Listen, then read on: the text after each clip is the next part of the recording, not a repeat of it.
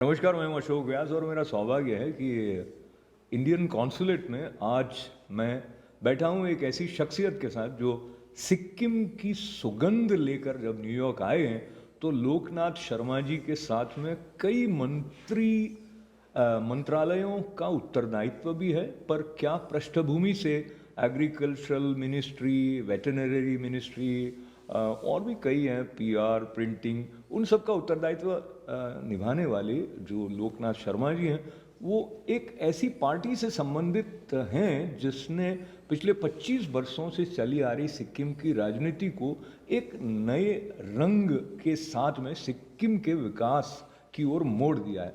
तो उनसे और बहुत जानेंगे, उनके व्यक्तित्व के बारे में, सिक्किम के बारे में और बहुत महत्वपूर्ण बातें हैं जो वो बताने वाले हैं हमें और ख़ास करके न्यूयॉर्क में किस उद्देश्य से वो आए उसके बारे में भी। तो लोकनाथ जी, आपका बहुत बहुत बहुत धन्यवाद। मुझे बहुत प्रसन्नता इस बात की है कि मैं सिक्किम से आए हुए कम लोगों से मिला हूँ। एक तो ये भी बात है, दूसरा आपके बारे में जो कुछ मैंने सुना है आपकी यात्रा में, जो भारत भूमि में विकास की प्रचुर संभावना है वो आपके जीवन में भी घटित हुई हैं। तो हमारे दर्शकों को अपने बारे में कुछ बताएं, राजनीति में आप कैसे आए? ये तो एक मैं तो एक बहुत छोटा सा गांव पश्चिम सिक्किम के बर्मी गेजिंग कंस्टिट्यूंसी से एक बर्थांग नामक गांव में एक किसान परिवार के कोख में मेरा जन्म हुआ।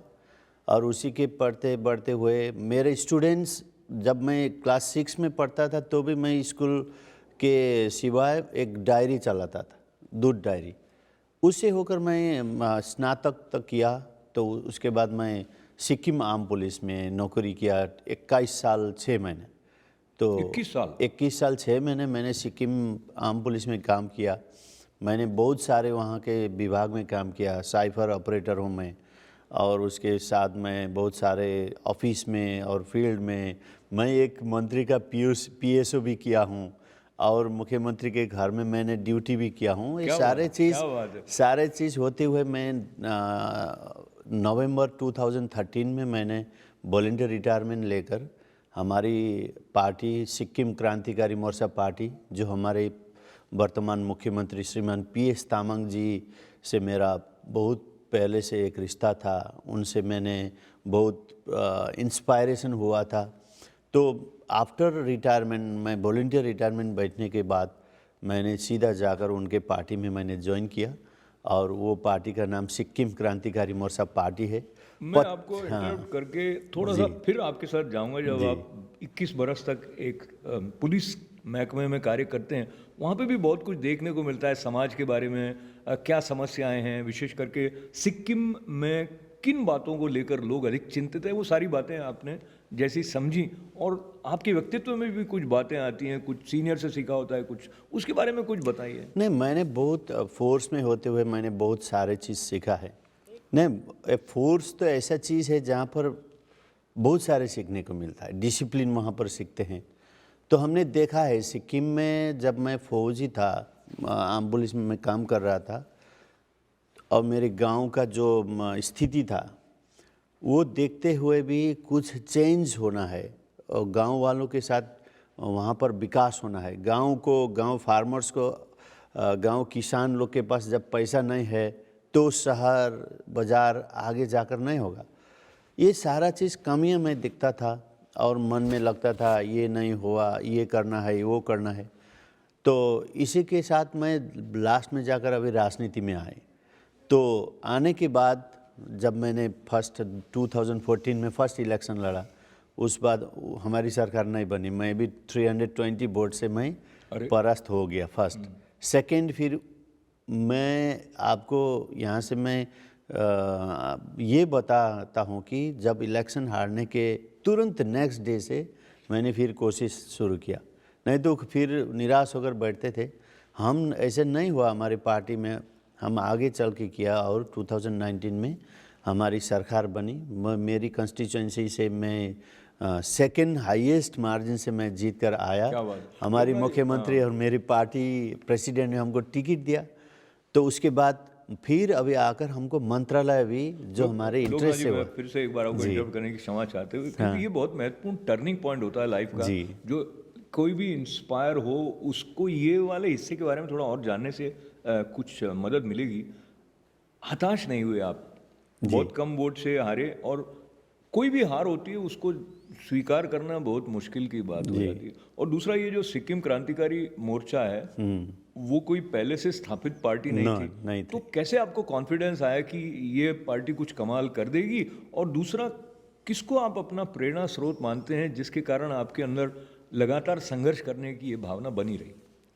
सबसे पहले तो मेरा प्रेरणा का स्रोत जो राजनीति में आना है तो हमारी पार्टी प्रेसिडेंट श्रीमान PS तामांग जी है, जिसका एक लक्ष्य था वो मैंने देखा। और दूसरा है मेरी गांव, जो वहाँ गांव में रहने वाले हमारी माता पिता, मेरा परिवार, गांव का लोग। क्योंकि मैं NGO में नेशनल इंटरनेशनल लेवल तक मैं NGO में काम किया, मैंने गैर सरकारी संस्था में काम किया, गांव लोगों को सपोर्ट किया, हेल्थ सेक्टर में हो, सोशल सेक्टर में हो, और विभिन्न योजना के तहत मैं बाहर अंदर जाकर बहुत काम किया था मैंने, सोशल ऑर्गेनाइजेशन में भी। तो मेरा सबसे बड़ा प्रेरणा हमारी पार्टी अध्यक्ष है और हमारी जनता जो गांव में रहने वाले लोग हैं, उनका दुख का घड़ी जो समस्या होती है, रोड नहीं है, उनका जो प्रोडक्शन होता है उनका वैल्यू नहीं मिलता है, फार्मर्स को नुकसान होता है, ये सारा चीज़ वहाँ से हमको देखने को मिला। लोकनाथ जी, एक छोटा सा सवाल, और फिर अभी जो आपका फोकस है उस पर आ जाते हैं। वो सवाल ये है कि जब आप मतदाताओं के पास गए तो क्या आपको लगता है उनकी अपेक्षाएं आपसे रही, उन्होंने आपको वोट क्यों दिया? नहीं, बहुत सारे अपेक्षा रहा और चेंजेस, क्योंकि 25 इयर्स का सरकार था, 25 साल तक लगातार एक ही सरकार चल रही थी, तो उसको परास्त करके हमारी सरकार, हमारी पार्टी सत्ता में ये 19 में आया। तो बहुत सारे अपेक्षा है हमारी जनता के पास जो हम लोग ने देखा है, फेस किया है, और अभी हम लोग कर रहे हैं। हमारी सरकार हमारी क्या है? हाँ, एक कृषि में चेंजेस लाना है, और हेल्थ सेक्टर में चेंजेस लाना था, और टूरिज्म में चेंजेस लानी थी, और आपको एजुकेशन में चेंजेस लानी थी। ये सारी चीज़ अभी 2-3 साल हुआ हमारी सरकार। तो लोकनाथ जी, मैं आपकी उपस्थिति में हमारे दर्शकों तक ये बात पहुंचाऊं कि विश्व में एकमात्र ऐसा राज्य जो 100% ऑर्गेनिक फार्मिंग करता हो वो है सिक्किम, और वहाँ के एग्रीकल्चर मिनिस्टर साहब हमारे साथ हैं। तो ये जो फोकस आपने फार्मर्स का ऑर्गेनिक फार्मिंग की तरफ लाने में, वो भी इनिशियली उनको कन्विंस करना थोड़ा मुश्किल रही होगी? नहीं, ये इनिशियली ये फार्मिंग, ऑर्गेनिक फार्मिंग करना सब शुरू में थोड़ा मुश्किल काम है, लेकिन जब 1-2 साल के बाद रेडी मट्टी तैयार होगी तो वो निरंतर सरकार के दिए हुए मापदंड के अनुसार जब फार्मिंग करती है तो उसमें नुकसान नहीं होती है। तो हमारी सरकार, जो पहले की सरकार ने ऑर्गेनिक मिशन का स्टार्ट किया था, तो उसके बाद फार्मर्स को कोई फ़ायदा नहीं थे, डायरेक्ट फार्मर्स को वो वैल्यू ऐड करके पैसा नहीं मिलता था, ऑर्गेनिक के कारण वो फसल कम हुआ, उसका नुकसान, ये सारा चीज़ हम सुन रहे थे। तो अभी अगर हमारी सरकार बनी और हमको वही मंत्रालय भी मिला, तो हमारी सरकार के मुख्यमंत्री महोदय की जो सोच है कि पैसा डायरेक्ट गांव में जाना है, तो कृषि ही एक माध्यम है, पशुपालन ही एक माध्यम है, ताकि हम डायरेक्ट फार्मर्स को सपोर्ट कर सकते हैं। किसी को एक काम देना है, कॉन्ट्रैक्ट काम है, तो उसका बहुत सारा चीज़ होता है, तो इनडायरेक्ट पैसा मिलता है, वो एक आदमी को फ़ायदा होगा। लेकिन हमारी सरकार, मुख्यमंत्री महोदय ने एक स्टार्ट किया, ऑर्गेनिक फार्मिंग में फार्मर्स को फ़ायदा होना है करके मुख्यमंत्री कृषि आत्मनिर्भर योजना। मुख्यमंत्री कृषि आत्मनिर्भर योजना में हमारी सरकार 13 हॉर्टिकल्चर एग्रीकल्चर प्रोडक्ट में इंसेंटिव देता है। जैसे कोई भी ऐसा हमने तो नहीं देखा है, 1 केजी आप दाल सेल करोगे तो आपको 25 रुपये हमारी सरकार डायरेक्ट फार्मर्स के बैंक अकाउंट में पैसा देती है। 1 केजी आप मूली बेचते हो तो 7 रुपये मिलेगा, 1 केजी बंद गोभी सेल करने है तो 5 रुपीज़ मिलेगा, कीवी फल 25 रुपया, दाल मैंने 25 रुपया, अदरक 20 रुपया, हल्दी का पैसा मिलेगा। मैं ऐसे अपनी समझ के लिए आपसे सवाल पूछ रहा हूँ, ये जो बात आप बता रहे हैं, तो ये उनके जो आत्मनिर्भर होने की दिशा में और स्वाभिमान के साथ कार्य करने की दिशा में कहीं रुकावट भी डाल सकती है, क्योंकि देखिए मैं सामान्य जो देखता हूँ उस हिसाब से कह रहा हूँ, वो दिखा देंगे कि हमने इतना बेच दिया ताकि सरकार हमको इतना पैसे दे। मैं सबकी ईमानदारी पर प्रश्न चिन्ह नहीं लगाऊं, लेकिन ऐसे लोग होते हैं, तो उसकी रोकथाम के लिए नहीं, हमारी हमारी गाइडलाइन है। देखिए, आप एक कृषक हो तो आपका ज़मीन कितना है, वो ज़मीन का कागज़ चाहिए। हम जो इंसेंटिव दे रखा है, क्यों? ये आत्मनिर्भर बनाने के लिए।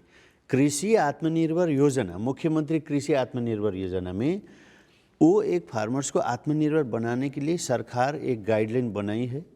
उसका एक मापदंड होता है, या कहाँ कहाँ सेल करना है, वो सेल करने के लिए उनका आइडेंटिफाइड संस्था है, वहीं पर सेल करना पड़ेगा। उनका कागज़ पत्र सारे चीज़ देखेंगे, तो कोई वहाँ पर फ्रॉड ना करे जो काम। क्योंकि देखिए, आप कोई बिजनेस करते हैं तो इनडायरेक्टली डायरेक्ट हमको पैसा नहीं मिलता है, आपको मिलता है, क्योंकि मिडल मैन होते हुए पैसा मिलेगा। लेकिन हमारी सरकार ने, मुख्यमंत्री महोदय ने डायरेक्ट यहाँ फैसिलिटी दिया फार्मर्स को। आप 1 लीटर दूध तैयार करके कोऑपरेटिव सोसाइटी मिल्क डेयरी में पहुँचाएंगे तो 1 लीटर दूध में 8 रुपया पर लीटर इंसेंटिव के रूप में हमारी सरकार देती है। मुख्यमंत्री पशुधन समृद्धि योजना, उसमें दूध है और सुअर, पिगलेट का एक पिग आप 50 केजी का बनाओगे, 50 केजी 3 का मिलेगा, तो तीन ठो सुअर 50 केजी का वेट में आ जाएगा, तो आपको 15,000 रुपीज़ पैसा हमारी सरकार देगी इंसेंटिव। जी, मैं अब विषय को इधर की तरफ ले आता हूँ जहाँ हमारे दर्शक सीधे आपकी यहाँ उपस्थिति का लाभ क्या हो सकता है उनके लिए। तो उस दृष्टि से आप भी सिक्किम के विकास यात्रा में भागीदारी कर सकते हैं, और कुछ ऐसे उत्पाद हैं जो फार्मिंग से रिलेटेड हैं जो कि पूरे विश्व में जाते होंगे, इलायची हुआ। तो कौन कौन से ऐसे प्रोडक्ट्स आपको लगता है जो सिक्किम के हैं जिनका अंतर्राष्ट्रीय स्तर पर भी या तो ऑलरेडी एक्सपोर्ट हो रहा है या फिर जिसकी संभावना है? हमारी सिक्किम के सबसे बड़ा है बड़ा इलायची। बड़ा इलायची है, जिंजर है, हल्दी है और ऑरेंज है, और सारे प्रोडक्ट है हमारे पास। बकवेट है और हॉर्टिकल्चर क्रॉप से कीवी है, एवोकेडो है, ये सारा चीज़ है वहाँ पर होती है। लेकिन हमारा फोकस होगा जो ज़्यादा प्रोडक्शन हो, जैसे लार्ज कार्डमम हम लोग अंतर्राष्ट्रीय बाज़ार में सेल कर सकते हैं। और सिक्किम ही एक वर्ल्ड में और हमारी नेशनल इंडिया में सबसे हाईएस्ट प्रोडक्शन देने वाला एरिया हमारे ही कंस्टिट्यूंसी है। क्या बात है? वो वहाँ से प्रोडक्शन होती है। और लार्ज कार्डमम हो गया, जिंजर और टर्मरिक, ये सारा चीज़ बकवेट हम लोग वहाँ का फसल अंतर्राष्ट्रीय बाज़ार में लेकर आ सकते हैं। और फिर ऑर्गेनिक सर्टिफाई हुआ है वहाँ पर, फुल्ली ऑर्गेनिक होने के कारण हम विश्व के बाज़ार में अगर ये सारे चीज़ हमारा हॉर्टिकल्चर प्रोडक्ट हो, एग्रीकल्चर प्रोडक्ट हो, फ्रूट्स हो, वेजिटेबल हो, हम लोग जितना हो वैल्यू ऐड करके फार्मर्स को फ़ायदा पहुंचाकर विश्व के बाज़ार में उतारने के लिए हम लोग तैयार हैं। मैं दो बातें आपसे थोड़ी सी जुड़ी हुई हैं लेकिन अलग अलग हैं। एक तो ये बात हुई कि जैसे हम इतने सारे इंसेंटिव्स देते हैं तो वो जो सिक्किम की आर्थिक स्थिति है उस पर उसका क्या प्रभाव पड़ता है? वो इंसेंटिव देने के बावजूद ओवरऑल जो बजट की दृष्टि से आप अगर सिक्किम राज्य को देखें तो ठीक रहता है। ये मैं इसलिए जो बात का उल्लेख कर रहा हूँ क्योंकि जो इन्वेस्टर होते हैं वो ये भी देख रहे होते हैं कि ओवरऑल इकोनॉमिक जो अप्रोच है स्टेट की वो कैसी है। तो इसके बारे में नहीं, ओवरऑल में हमारे इंसेंटिव देने के से फार्मर्स को हम लोग डायरेक्ट दे रहे हैं, उनका फ़ायदा है। तो अगर कोई इंसेंटिव मिलेगा, फार्मर्स और कोशिश करेगा कि हम आप 10 केजी रेडी कर रहे हैं, मैं 20 केजी सेल करूंगा, तो इससे क्या प्रोडक्शन बढ़ेगा। प्रोडक्शन बढ़ने के बाद हम मार्केट में लेकर आ सकते हैं। देखिए, यहाँ पर ज़्यादातर जगह मैंने देखा कि जो फार्मर्स को डायरेक्ट फ़ायदा मिलना है, क्योंकि कृषक ही काम करने वाला आदमी है जो पैदा करके फसल तैयार करके मार्केट में लेकर आने के लिए उनका बड़ा देन होता है, लेकिन फ़ायदा दूसरा आदमी ले रहा है। ये भी कंट्रोल करने के लिए हम लोग डायरेक्ट उनको सपोर्ट करेंगे और प्रोडक्शन ज़्यादा होगा, वो प्रोडक्शन हम मार्केट तक ले सकते हैं। बहुत ही सुंदर बात है। और मैं अपने दर्शकों के साथ ये बात करूं कि जब मंत्रालय इतने सारे लोकनाथ जी संभाल रहे हैं, मैं पढ़ रहा था आपके बारे में, तो एग्रीकल्चर के अलावा जैसे हॉर्टिकल्चर है, एनिमल हस्बेंड्री है, वेटरनरी सर्विसेज है, पीआर प्रिंटिंग स्टेशनरी डिपार्टमेंट भी आप संभाल रहे हैं, और पीआर से रिलेटेड अपने मीडिया भी आ जाता है, फिल्में भी आ जाती हैं। उस तरफ जाने से पहले आप ये बताइए कि जो सिक्किम में लोकल मीडिया है और जिस तरह से सिक्किम की कवरेज नेशनल मीडिया में होती है, उसके बारे में आप क्या महसूस करते हैं? देखिए, अभी सिक्किम तो अभी अभी हम लोग एक्सपोज हो रहा है सिक्किम में। पहले ऐसा मौका पहले की सरकार ने दिया नहीं दिया वो मेरे को मैं नहीं बोलूँगा, बिल्कुल। लेकिन हमारी सरकार जब आई, हमारी मुख्यमंत्री श्रीमान PS तामांग जी के नेतृत्व में सिक्किम क्रांतिकारी मोर्चा पार्टी का सरकार स्टार्ट हुआ, तो हर एक क्षेत्र में जनता को फ़ायदा मिला है। और हम लोग ये कोशिश कर रहे हैं, सिक्किम एक भारत के 22 राज्य है, वो राज्य से हम एक नमूना का काम करके सारा विश्व में हमारा स्टेट का एक नाम हो। जैसे हम लोग अभी सिक्किम में हमारी भारत सरकार ने हमको एक अवार्ड दिया, मस्ट फिल्म फ्रेंडली अवार्ड। क्या बात है! कि वो अवार्ड कि आप सिक्किम में जाकर शूटिंग करना है, शूटिंग करके कि ये फिल्म बनाने का एक डेस्टिनेशन का डिक्लेरेशन, हमको एक नेशनल अवार्ड भी मिला। और हमारी सरकार मुख्यमंत्री महोदय ने फिल्म पॉलिसी बनाई और एक फिल्म बोर्ड का गठन किया। तो अब जो भी कोई भी हॉलीवुड हो, बॉलीवुड हो, जहाँ से भी हो, जो फिल्म बनाना चाहते हैं तो वहाँ पर इन्वेस्ट कर सकते हो आप, ताकि 75% शूटिंग सिक्किम में हो, 75% कैरेक्टर भी सिक्किम के लोगों को मौका दे। तो हमारी सरकार अप टू 1 करोड़ रुपीस उनको सब्सिडी देंगे, उनको इंसेंटिव या बोलूँ या सब्सिडी के रूप में उनको देंगे जो फिल्म बनाने वालों। और हमारे सिक्किम में हम लोग फिल्म सिटी बनाने जा रहे हैं। इसके लिए भी मैं आपके माध्यम से कोई भी आप इन्वेस्टर्स हो कि सिक्किम में आप फिल्म सिटी बनाना चाहते हो, सिक्किम में फिल्म बनाना चाहते हो, सिक्किम को प्रमोट करना चाहते हो वहाँ आकर, तो सरकार भी आपको सिंगल विंडो में आपको सपोर्ट करेगा। दूसरा चीज़ है, आपको हम लोग अपॉर्चुनिटी दे रखा है कि आप आकर वहाँ पर इन्वेस्ट करें, और इन्वेस्ट करने के बाद जो सिक्किम है, सिक्किम का नेचुरल ब्यूटी है, वहाँ ऑर्गेनिक फार्मिंग है, कंचनजंगा नज़दीक है, आप ग्रीन, आप जहाँ भी हो, खोला नाला इतना बढ़िया से अच्छा मिलेगा। स्विट्ज़रलैंड से कम नहीं है सिक्किम, उससे भी बढ़िया स्विट्ज़रलैंड बन सकता है सिक्किम।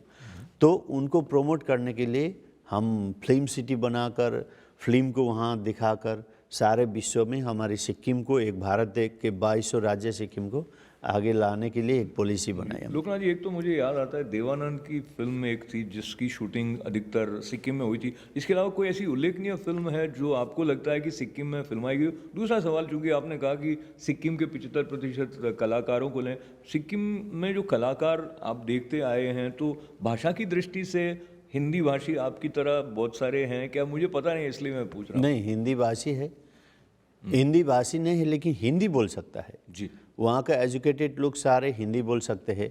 गांव में नहीं बोल सकते हैं, लेकिन इसके लिए हिंदी भाषा में कोई प्रॉब्लम नहीं है सिक्किम में। वहाँ इंग्लिश भी बोलेगा, हिंदी भी बोल सकता है, नेपाली भी, अपना ट्राइबल जो लैंग्वेज है अपना अपना, वो भी सब बोल सकते हैं। कोई लोकगीत होते होंगे सिक्किम हाँ, में? लोकगीत है, आपको कोई याद है क्या?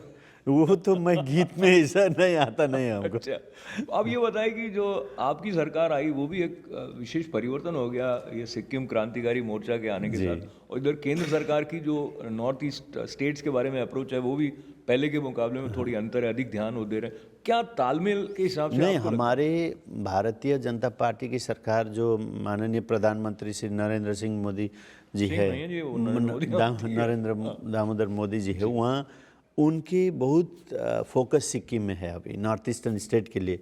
हमारी सिक्किम और हमारे मुख्यमंत्री महोदय से बहुत एक रिलेशन भी है और बहुत अच्छा काम भी हो रहा है। हम लोग मिल कर काम कर रहे हैं, हमारी सरकार और अभी भारत की सरकार के साथ बहुत मिल करके हम लोग काम कर रहे हैं।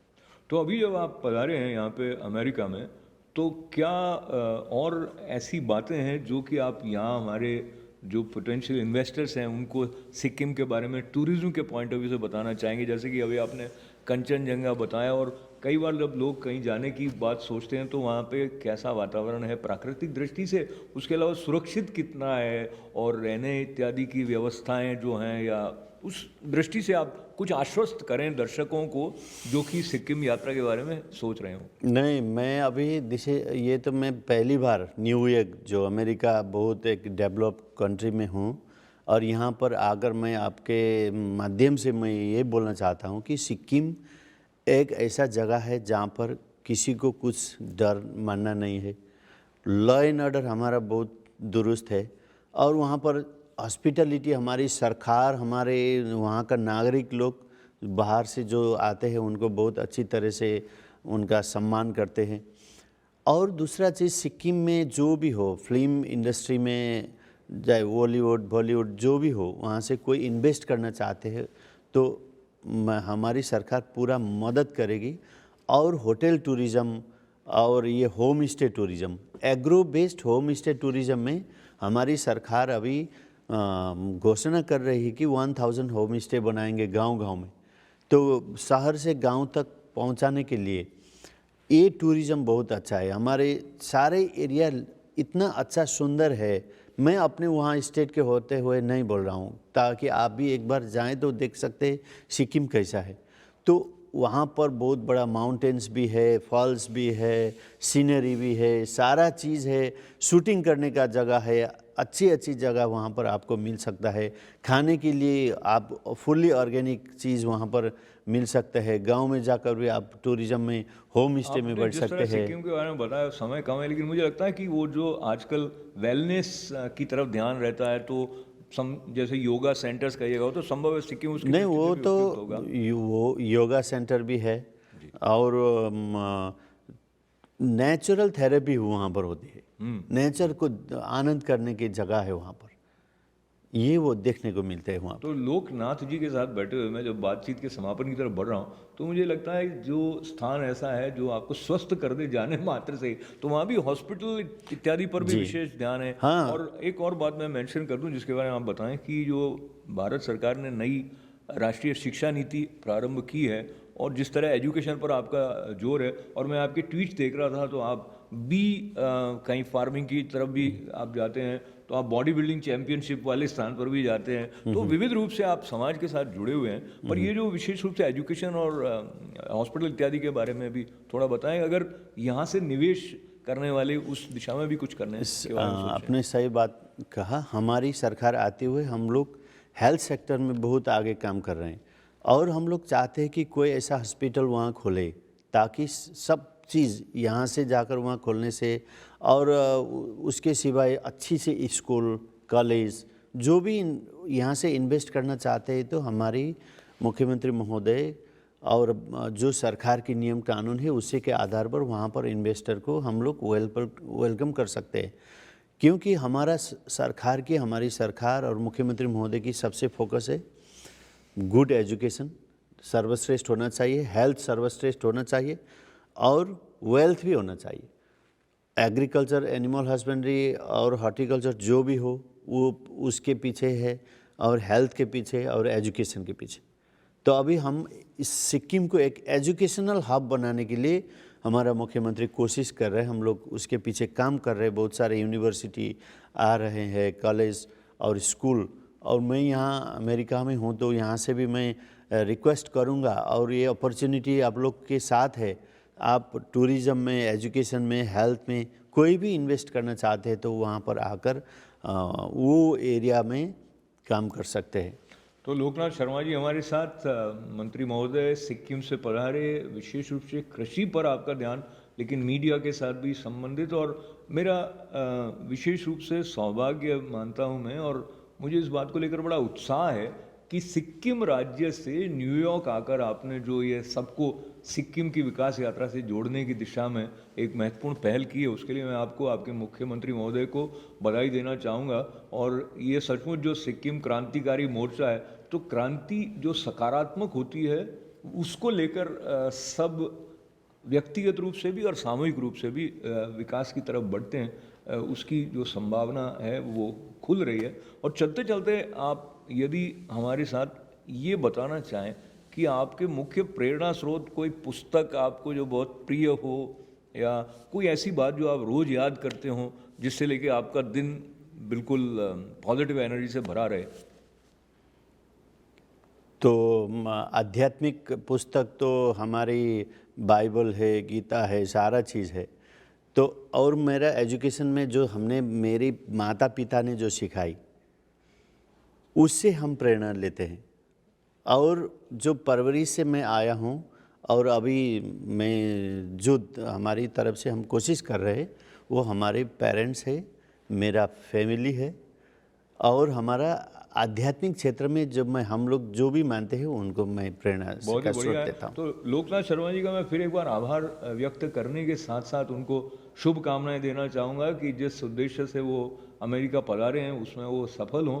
और सिक्किम एक ऐसा राज्य है जो, जब हम कहते हैं अनेकता में एकता है, हिंद की विशेषता, तो उसकी एक विविधता और उसका जो एक सौंदर्य है प्राकृतिक उल्लास से भरा हुआ, उसका प्रतिनिधित्व आप सांस्कृतिक दूत के रूप में कर रहे हैं। पुनः पुनः ये भी मैं एक बार अंडरलाइन करते हुए कि एक सैनिक जब मंत्री बनता है तो उसके अंदर का जो अनुशासन आत्मीयता के साथ मिल जाता है तो वो लोकनाथ शर्मा जी के सेवा भाव के रूप में प्रकट होता है। तो बहुत सारी मंगल कामनाएं, धन्यवाद है आपका। धन्यवाद। हमारे साथ जुड़ने के लिए आपका भी आभार। अशोक व्यास को अनुमति दें। नमस्कार।